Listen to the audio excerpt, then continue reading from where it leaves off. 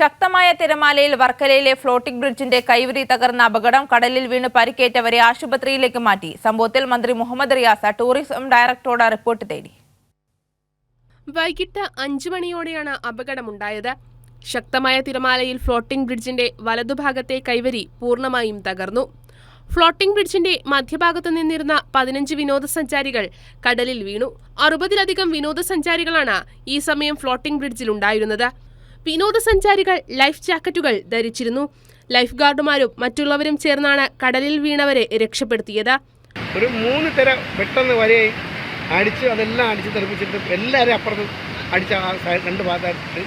അപ്പോൾ നമ്മളെ life ഗാർഡും our life guard ജാക്കറ്റൊക്കെ ഉള്ളതിൻ്റെ പുറത്തെല്ലാം രക്ഷപ്പെട്ടു. സമയത്ത് ഏകദേശം 50-60 ആളുണ്ടായിരുന്നു അതിനകത്ത്, ബ്രിഡ്ജിനകത്ത്.